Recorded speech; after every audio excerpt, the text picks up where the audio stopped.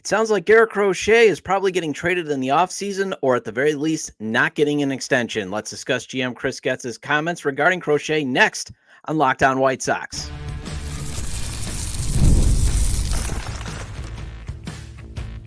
You are Locked On White Sox, your daily Chicago White Sox podcast. Part of the Locked On Podcast Network, your team every day. Hello, I'm your host, Todd Welter, a lifelong Sox fan and the site expert of SouthsideShowdown.com, part of the Fansided Network. And also, I've covered Major League Baseball for outlets such as the Associated Press.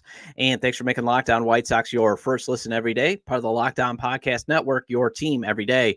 Make sure to hit the like button on today's episode. Subscribe to the YouTube channel at Locked On White Sox if you've not done so already. And also follow or subscribe to the show at wherever you get your podcasts. Well, GM Chris Getz spoke at the GM meetings, and reading between the lines, he sounded like a man heck bent on trading Garrett Crochet that I want to discuss in the first segment. Then in the second segment, I'll discuss how this is so White Sox to ruin good news like they announced before the Crochet comments. And finally, let's do a way back Wednesday and discuss why Dick Allen should be in the Hall of Fame. You can start the season with a big return on FanDuel. New customers can place a $5 bet, and you'll get started with $150 in bonus bets if you win your first $5 bet. Visit FanDuel.com to get started. All right, do not expect Garrett Crochet to get an extension this offseason after I share Getz' comments. And should you and I be shocked? No, probably not. No shock there. You know, it takes a lot now to shock White Sox fans. Actually, it'd have to be like good news, like him actually getting the extension. Now, that would be a shocker. Plus, it sounds like Getz is in a rush to move Crochet, unlike last year when he was more patient in trying to trade Dylan Cease. And I want to compare his quotes on Cease last offseason to what he's saying now about Garrett Crochet. And I also want to go over why that scares me a bit, as I could see Getz rushing a Crochet trade this time to get the batting order ready for spring training, because if he misses this moment, that will ruin any recent goodwill that he's built up recently. As everydayers heard on yesterday's discussion with Barstool's White Sox Dave, this comes down to the owner not wanting to pay pitchers about what the comments I'm about to share. It also comes down to the owner not authorizing spending much to upgrade the lineup. So as I share Getz' comments, he has no choice but to trade Crochet to upgrade the batting order because he can't use one way to upgrade the roster. That is the saddest part. A 121 loss team can't use an easy avenue to get more hitting in the short term and possibly even the long term. Willie Adames is only 29 years old. He'll be 30. You can still get a few productive years out of him because it doesn't look like Colson Montgomery might not be a very good fielding shortstop. Can always move Colson Montgomery to second base, for example. Just saying. You've had this hole in right field, Anthony Santander right there. Or again, we could always dream. Juan Soto is willing to go to the highest bidder, even though it probably would cost $1 billion for him to come to the South Side. And while Jerry might be worth $2 billion, I don't know if he's that liquid to pay somebody $1 billion. Just saying. But it's still just so sad that the team has to use its most valuable player to upgrade the roster. The only player with an F4 over 2. They have to leverage that asset to upgrade because the team decayed so badly over the last couple of years and drafted so badly that they have a lack of positional players. Again, I talked about it 2 days ago. You can only count 9 players potentially that you could say, could be worth giving runway in the lineup. And even then, a lot of them are just replacement level players. Lenyn Sosa is just nothing more than a bridge second baseman, for example. I don't think you're going to be getting this elite hitter. Like, yeah, he was hot in September, but I don't see him being that guy through a 162 game season. He's Godfather 3. He's going to have his moments, and then he's going to be what we've always seen. A fringe big leaguer. But you and I keep seeing this state again and again where you want to just keep those sell the team chants. You want to keep buying those sell the team t-shirts or making a sell the team sign and sneaking into the stadium and putting up before security rips it down because it's just hard to watch a team that continually trades its best players and leaves you with no one worth watching. And I love the exciting young pitching the Sox have in the system, but you have a known young pitcher about to enter his prime performance years with his Tommy John surgery behind him. And the only thing he has left to prove is, can he pitch more than 4 innings in the second half? Because he was on a pitch limit. Can he now pitch a full season without any issues? That's all he has left to prove. You have that, and you're just going to trade it away. Think about it. A rotation of him, a realized potential Noah Schultz, and Hagen Smith, to me, would be worth going to the ballpark 3 days in a row. Instead, you and I will be sold patience and hope for a team coming off 121 losses. And it's hard to have either after Crochet is traded, especially since he turned out to be the only valuable player the team had.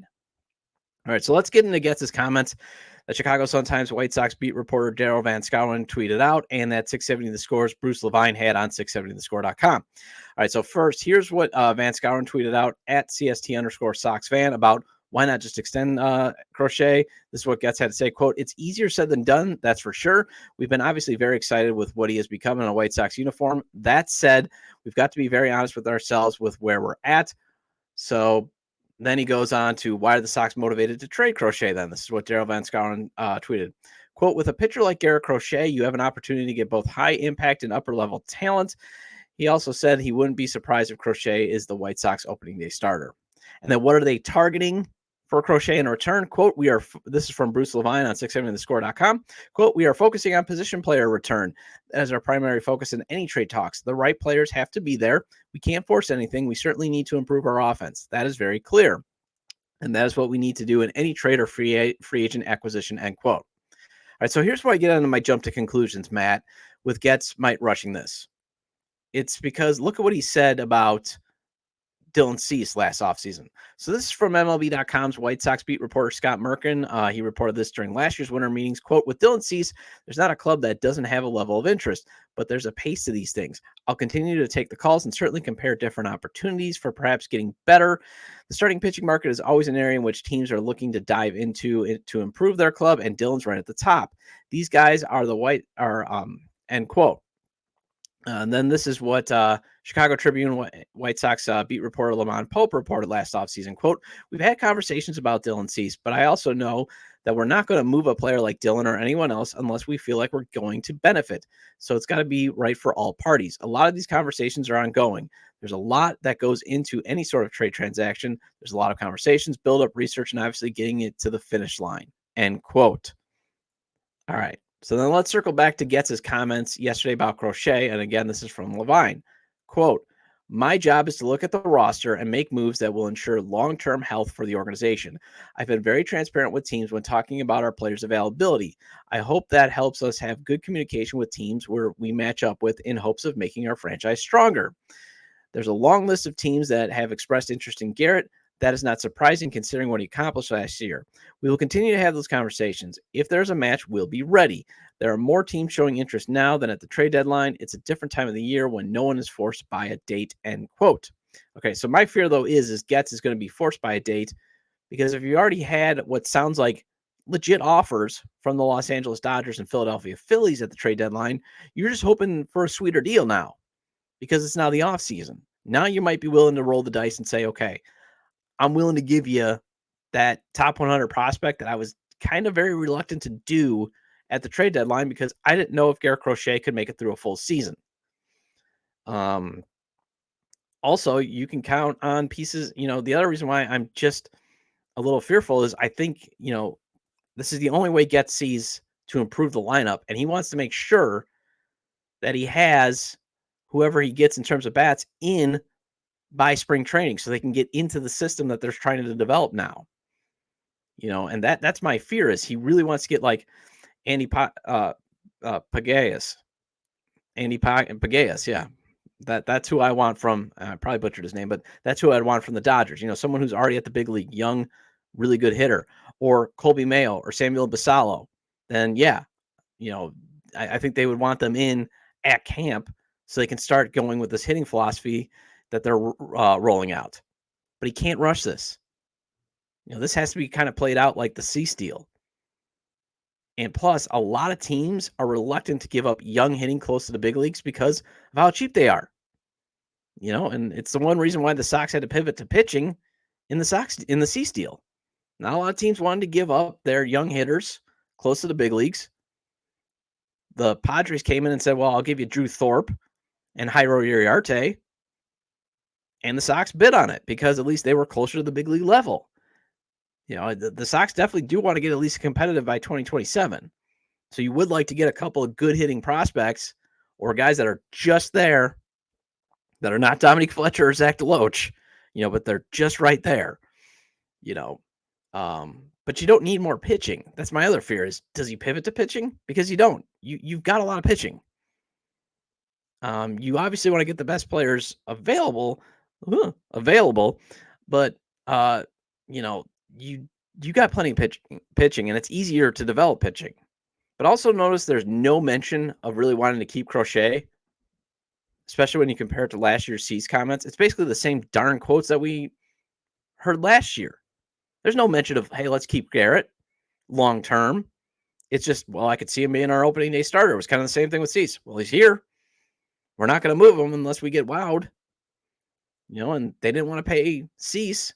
And now with hindsight being 2020, think about it. If they had paid Cease, if they had kept him and extended him, done what like organizations think that, hey, we've got young assets, let's leverage that, or at least extend how long we have the asset. You could add a rotation of Cease, Crochet, and think about the potential. If you got a realized Schultz and Smith, along with Jonathan Cannon, yeah, you got to find runs, but think about that type of rotation. That's like a 2005 rotation all over again. But instead, finances and this owner's fear of paying pitchers, and yes, pitchers break down. I get it. But he's just going to ignore that 5 pitchers I just mentioned are still in their 20s. And as long as it's not a shoulder breakdown, pitchers come back from any injury. He's just never willing, Jerry's never willing to accept that risk. And that's astounding to me for how long he's been in the game. You've got to accept the risk. The Dodgers accept the risk. The Yankees accept the risk. And they both just went to the World Series. And they have ownership that it's like, you know what? If we do make a mistake, if we do sign a Carl Pavano, for example, who doesn't turn out, you know what? We'll just pay him to go away because we've maximized our revenue. And then we'll continue to find more revenue to invest back into the team. But we don't have that. We've got an owner that is looking at, Crochet is projected to make $10 million in an ARB next year, according to The Athletic, and $15 million in his final year of ARB. So $25 million. So we got an owner that, you could potentially look at Garrett and say, look, 2 years, 25, I'll front it to you. Let's go 4 years, $25 million a year, or maybe even, $140 million like Tyler Glasnow got. And you keep your asset for another 4, maybe 5 years. You also finally give out that $100 million contract. And suddenly you have goodwill and that stain of not paying premium talent off. It's washed off. But instead, you won't spend in free agency to fix the lineup. So you have to trade your best asset. And that means, why should you and I get excited about any prospect if it just means they're going to be gone in a few seasons? Why should we be excited about this team? It's just another reason for more apathy. And let's continue with the Sox messaging problem, as the White Sox have done some good things that bring you hope for better days, but they just keep throwing cold water on that. And I'll talk about that after the break on Locked On White Sox. Get ready to tackle the NFL action with FanDuel, America's #1 sportsbook, because right now new customers can bet $5 and get $150 in bonus bets if you win. The FanDuel Sportsbook app gives you everything you need to place live bets on the NFL all in one place. So when you get a hunch in the middle of the game, you can check out the latest stats, view live play-by-play, and so much more on the same page where you place your bets. Just visit FanDuel.com to join today, and you'll get started with $150 in bonus bets if you win your first $5 bet. I always maintain FanDuel's spreads, over-unders, and money lines are fun to play. And if you want to win big or at least double your money, though, FanDuel's parlays, props, and futures, that's the way to go. For example, the popular parlay for tomorrow's Cincinnati and Baltimore matchup is Derrick Henry, Jamar Chase, Chase Brown, and Zay Flowers all scoring an anytime touchdown. If that hits at plus 1130 and you put, say, $10 on it, that will return $113.09. That's FanDuel.com. Never waste a hunch and make every moment more with FanDuel, an official sports partner of the NFL.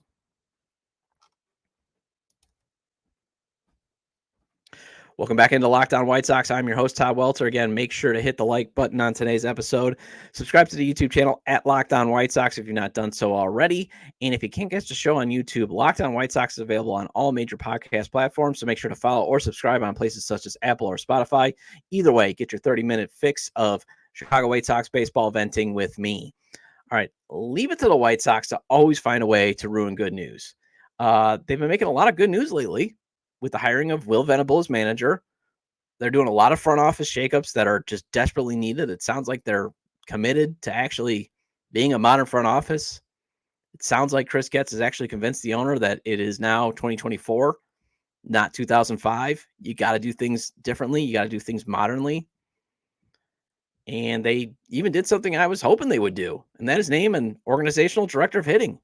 And they got even someone from the Baltimore Orioles organization to fill that spot. I mean, the Baltimore Orioles, all they do is produce good young hitters. That's all they do. And Ryan Fuller is going to be your hitting version of Brian Bannister. And like I said, the Orioles just keep churning out good young hitters. You can also say, well, they draft a lot of young hitters, but you still got to develop them. Hitting ain't easy.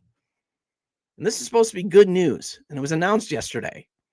You know, Chris Getz did announce that at the GM meetings.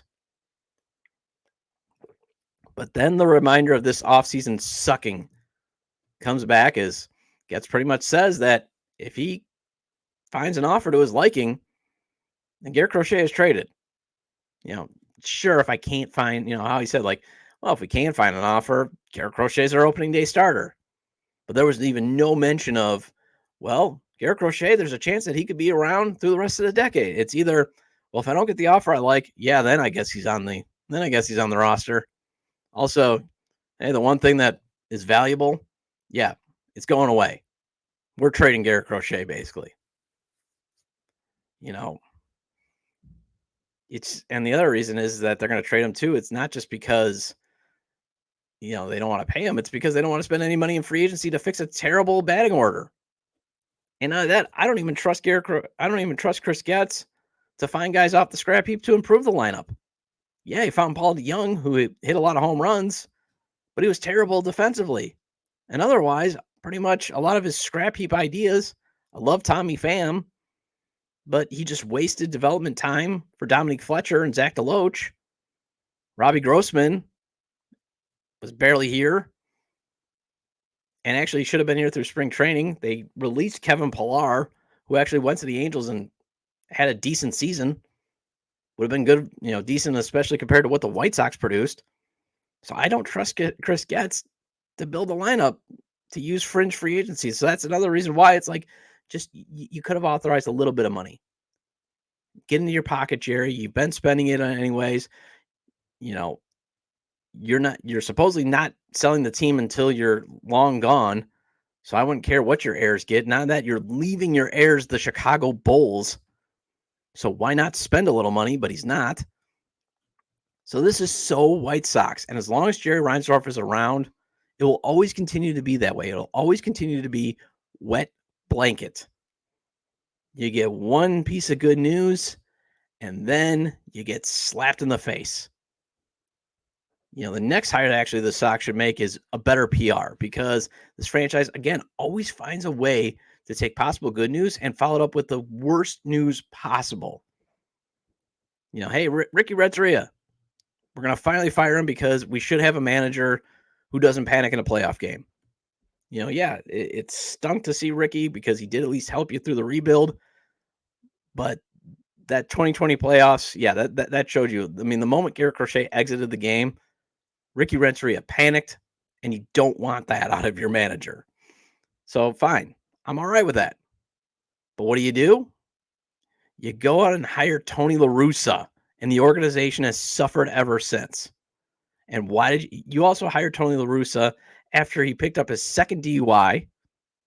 You hired Tony La Russa for the wrong reasons, because the owner had a regret of firing him back in the mid-'80s. You don't hire because, I got a regret. If Tony had still been in the game like Bruce Bochy, fine, but he had been long gone and the game had changed. All right, so Tony's gone. Time to get a serious manager. Maybe Bruce Bochy. Nope, you and I get Pedro. All right, Rick Hahn and Kenny are fired. Time to bring in someone from outside the organization. Maybe someone with experience who can build a modern front office that wins. Nope, you get Chris Getz, and no one else is getting interviewed. So finally, the Sox get some momentum after the worst season of all time contextually. And what do? Run the same play. That's what they do. And look, I give Chris Getz credit for being honest with Crochet. I give him credit for not giving us another "I don't like our team" quote. But maybe this was a time where you should have went with the vague GM route after announcing that you're continuing to try to be a serious organization, to try to be a forward-thinking. And I'll talk about this tomorrow about why this head of hitting is a good thing and also innovative. But following up the announcement with, Crochet's likely gone, you just minimize this major news. Plus, Chris, us remaining White Sox fans, and I do put emphasis on remaining White Sox fans, we kind of have a feeling that you're going to trade Crochet. Kind of got it. Got the hint. You let it leak out that you wanted to trade him before the deadline, and the only thing that ruined it was him demanding an extension to pitch for any team he got traded to. We're also used to this team not paying premium talent. We know that even though you were part of the farm system's decline as the failed director of player development, we understand that that's one of the reasons why this team is in the situation it is, that it needs these bats. It was stocked with some bad hitting prospects before Mike Shirley took over the draft room.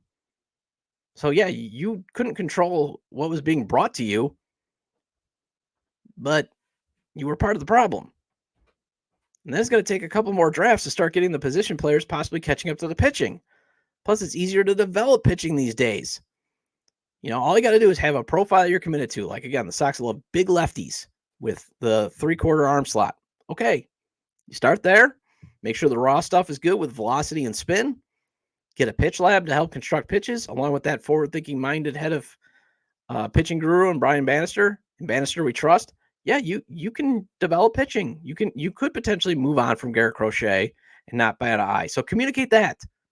Communicate that you are a 121 loss team and no player is unavailable. And leave it at that. That's all you have to say. You do not need to ruin the good vibes by zeroing in on a player. And also maybe use whatever influence you have with the owner to start paying pitchers. However, maybe Getz is in the same boat as Reinsdorf, and you don't pay for pitching because of the risk, and you can always develop more. He always seems to pump the brakes on any Luis Robert Jr. trade talk. For example, here's what he said, and this is Daryl Van Schouwen tweeted this out at CST_Sox fan. Chris Getz on Luis Robert Jr. Quote, "We value him. It's all about matching up on value.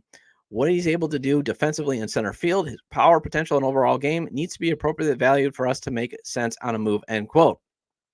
So the same thing could have been said with Crochet. Just say, we value him. We have high standards. We think he can help us. He's very valuable to us. And now he's proven that he should be valuable to the league. But we got to make sure he's appropriately valued for us. Not, this is the only way I have to fix the lineup. Stop reminding us of the misery that is always surrounding this club. Well, from my research, as my father never really shared a lot of Dick Allen stories, so I had to do a lot of research. There were some miserable days for the franchise before Dick Allen arrived on the South Side, and he's up for possible induction to the Hall of Fame, and I want to discuss why he should get in on this week's Way Back Wednesday segment next on Locked On White Sox.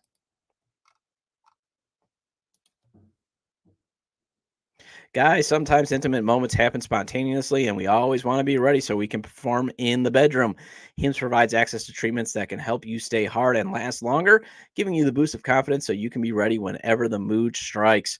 Hims is changing men's healthcare by providing you with access to affordable sexual health treatments from the comfort of your couch. Hims provides access to a range of doctor-trusted ED treatments like chewable hard mints and Viagra and Cialis and their generics for up to 95% cheaper.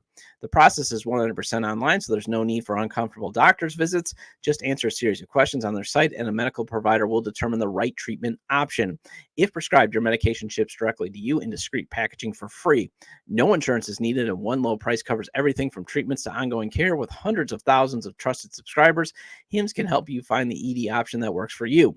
Start your free online visit today at hims.com/lockedon. That's HIMS.com/lockedon for your personalized ED treatment options. hims.com/lockedon.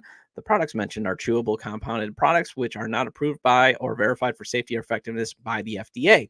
Prescriptions require an online consultation with a healthcare provider who will determine if appropriate. Restrictions apply. See website for detail and important safety information.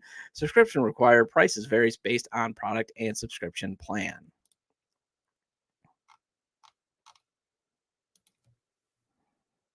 Welcome back into Locked On White Sox. I'm your host, Todd Welter. Again, shout out to all my everydayers. I appreciate your loyalty. Please hit the like button on today's episode.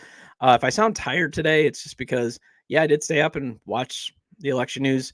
Just because I do love John King and Steve Kornacki, pointing at the maps and all that. I love how they break down the data. It's something that I do like. I love how they're very energetic. I would love for the White Sox to bring in someone like that, to like Jerry Reinsdorf. Just make it fun and exciting, the numbers and data. And then that way, maybe he'll finally embrace more of that. But, if I sound tired, stayed up, watched it. Not going to share my thoughts or reaction on the election, although locally, I am pleased with some of the results in my community because, again, your local officials, that's what matters the most. Also, recommend to your fellow Sox fans or baseball fans, friends, to subscribe to the YouTube channel at Locked On White Sox, or wherever they get their podcasts, as this show is available on all major podcast platforms. Dick Allen should be in the Hall of Fame. And I wrote about why on SouthsideShowdown.com. And I also want to discuss it here because I was originally going to go over the top 5 postseason home runs of all time on Way Back Wednesday. But then I remembered, wait, Dick Allen was announced to be on the Classic Baseball Era Committee ballot, and hopefully on December 8th, he finally gets in. And it is attributed that Allen's 3 seasons on the Sox, with the Sox, saved baseball on the South Side. But that isn't why he shouldn't get in, that he just saved baseball, American League Baseball in Chicago. He should get in because his numbers demand it. And I know this is another Dunk on Jerry episode, but it would be great for him to lobby for Allen's posthumously induction. Try saying that fast 3 times, because Allen is no longer with us. But you'd like to see him lobby for Allen, much like he did for Harold Baines to get in. Harold is still with us, by the way, thankfully and gratefully.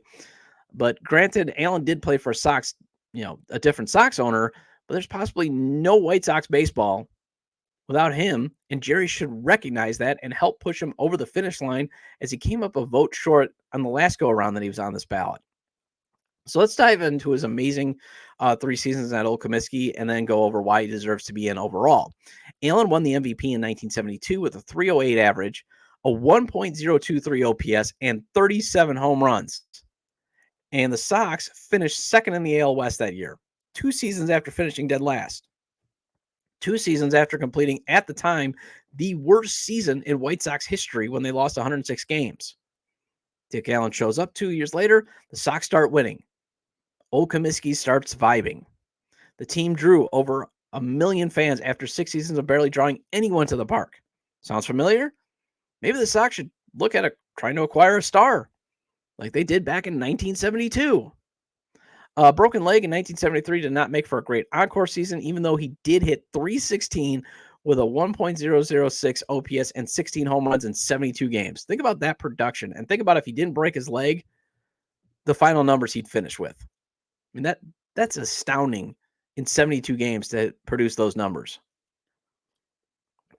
His final season on the South Side came in 1974 when he hit .301 with 32 dingers and a .938 OPS. He made the All-Star team, the AL All-Star team, during all three seasons that he played on 35th Street.